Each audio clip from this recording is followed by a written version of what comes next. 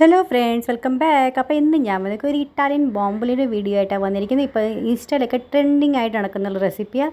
നിങ്ങൾ ഇതേവരെ ഡോണട്ടൊക്കെ എല്ലാവരും തീർച്ചയായിട്ടും കഴിച്ചിട്ടുണ്ടായിരിക്കും. അറിയാം, ബോംബുലിനി കഴിച്ചിട്ടില്ലെങ്കിൽ തീർച്ചയായും ഒന്ന് ട്രൈ ചെയ്ത് നോക്കണം. അപ്പോൾ നമുക്ക് റെസിപ്പിയിലേക്ക് പോയാലോ? ഏറ്റവും ആദ്യം ഞാനാണെങ്കിൽ 60 ഗ്രാം മിൽക്ക് ചോക്ലേറ്റ് ഞാൻ എടുത്തിട്ടുണ്ട്. പിന്നെ നമുക്കാണെങ്കിൽ 60 ഗ്രാം തന്നെ നമുക്ക് ഫ്രഷ് ക്രീം എടുക്കണം. ഇത് രണ്ടും കൂടി നമുക്ക് ഡബിൾ ബോയിൽ മെത്തേഡിൽ നമുക്കൊന്ന് മെൽറ്റ് ചെയ്തെടുക്കാം. നന്നായിട്ടൊന്ന് മെൽറ്റായി കഴിയുമ്പോൾ 100 ഗ്രാം നമുക്ക് ന്യൂട്ടെല്ലാം കൂടി ആഡ് ചെയ്ത് കൊടുക്കാം. ഇതെല്ലാം കൂടി ഒന്ന് മിക്സ് ആക്കിയിട്ട് നമുക്കാണെങ്കിൽ ഒന്നും കൂടി ഡബിൾ ബോയിൽ മെത്തേഡിൽ ഒന്നും വെക്കണം. എല്ലാം കൂടെ ഒന്ന് നന്നായിട്ടൊന്ന് മെൽറ്റായി കിട്ടാൻ വേണ്ടിയാണ് നമ്മളങ്ങനെ ചെയ്യുന്നത്. ഇനി നമുക്കാണെങ്കിൽ 10 ഗ്രാം നമുക്ക് ബട്ടർ ആഡ് ചെയ്ത് കൊടുക്കാം. പിന്നെ നമുക്കൊന്നും കൂടെ വെച്ച് കൊടുക്കാം.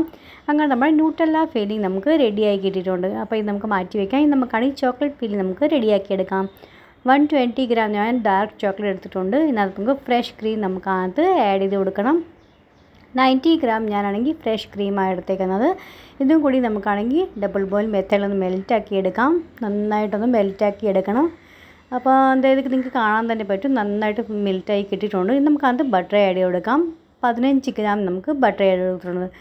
അപ്പോൾ ഇതും കൂടി നന്നായിട്ടൊന്ന് മിക്സ് ആക്കി വെക്കാം. നന്നായിട്ട് തണുത്ത് കഴിയുമ്പോൾ നമുക്കിതൊന്ന് ഫ്രീസറിൽ വെക്കണ്ട, ഫ്രിഡ്ജിൽ താഴെ വെച്ചാൽ മതി. നമുക്കാണെങ്കിൽ എപ്പോൾ വരെ നമുക്കാണെങ്കിൽ ബോംബുലിനി നമുക്ക് ഡോ ഒക്കെ നമുക്ക് റെഡിയാക്കി എടുക്കുന്നതെന്ന് വെച്ചാൽ അതുവരെ ഒരു 1-2 മണിക്കൂർ സമയം പിടിക്കും. അപ്പോൾ അത് നന്നായിട്ടൊന്ന് തണുത്ത് വരട്ടെ. അപ്പോൾ അതുവരത്തേക്ക് നമുക്ക് അതിന് വേണ്ടിയുള്ള ഡോ നമുക്ക് റെഡിയാക്കി എടുക്കാം. ഇനി നമുക്കാണെങ്കിൽ ചെറിയ ചൂട്, ഇളം ചൂട് പാല്, നമ്മൾ കൈ തൊടുമ്പോൾ നമുക്ക് കൈ പൊള്ളാൻ പാടില്ല, അത്രയും വേണം എടുക്കാനായിട്ട്.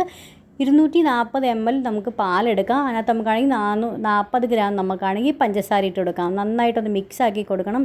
ഇനി നമുക്കകത്ത് 2 ടീസ്പൂൺ നമുക്ക് ഈസ്റ്റ് ഇട്ട് കൊടുക്കാം. ഈസ്റ്റ് 2 ടീസ്പൂൺ എന്ന് പറഞ്ഞാൽ 8 ഗ്രാം കാണും. അപ്പോൾ അത്ര നമുക്ക് ഇട്ട് കൊടുക്കണം.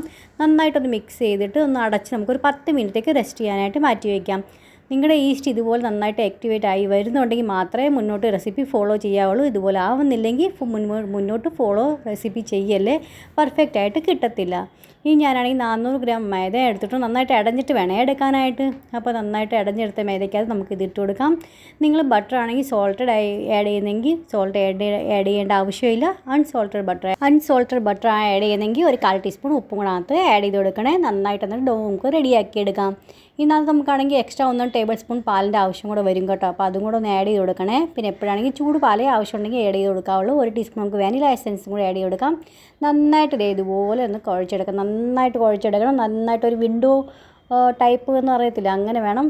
നമ്മളിങ്ങനെ തുറന്ന് കാണിച്ചു തരാം എങ്ങനെ അതിൻ്റെ ശരിക്കുള്ളത്. അപ്പോൾ നിങ്ങൾക്ക് മനസ്സിലാവും. അതായത് നമ്മളിങ്ങനെ ആക്കി നോക്കത്തില്ലേ, അപ്പോൾ നമുക്കാണെങ്കിൽ നിഴൽ നമുക്ക് കാണണം. അങ്ങനെ വേണം ചെയ്യാനായിട്ട്. ഇതുപോലെ ആവുന്നില്ലെങ്കിൽ ഇതിൻ്റെ അർത്ഥം നമുക്ക് ഒന്നും കൂടെ പൊട്ടിപ്പോകുന്നുണ്ടെങ്കിൽ, ഇടയ്ക്കുന്ന് പൊട്ടിപ്പോകുന്നുണ്ടെങ്കിൽ കീറിപ്പോകുന്നുണ്ടെങ്കിൽ ഒന്നും കൂടെ ചെയ്യണേ. നന്നായിട്ട് ഇതുപോലെ കുഴച്ചെടുക്കണം.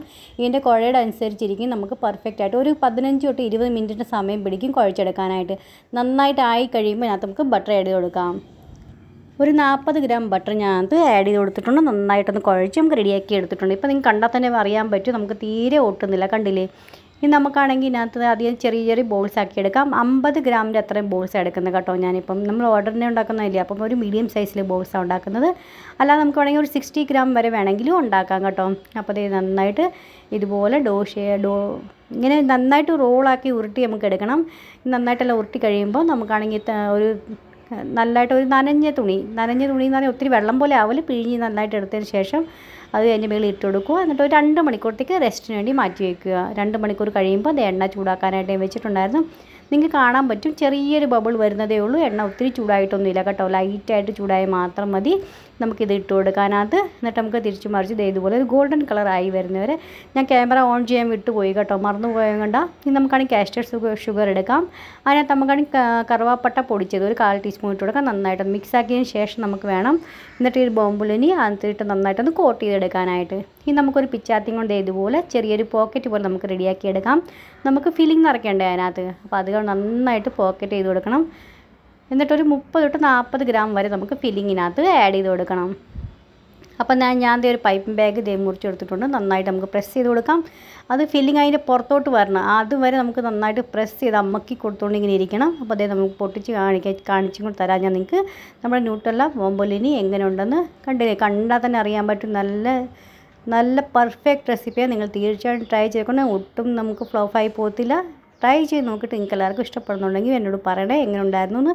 അപ്പോൾ നിങ്ങൾ മക്കൾക്കൊക്കെ ഇപ്പോൾ വെക്കേഷൻ അല്ലേ, അപ്പോൾ എല്ലാവർക്കും ഉണ്ടാക്കി കൊടുക്കണം. അവർക്ക് തീർച്ചയായിട്ടും ഇഷ്ടപ്പെടുന്നത്. ചോക്ലേറ്റിന് ഞാൻ ഇതുപോലെ റെഡിയാക്കി എടുത്തിട്ടുണ്ട്. അതിൻ്റെ ഫില്ലിങ് നിറച്ച് കൊടുത്തിട്ടുണ്ടായിരുന്നു.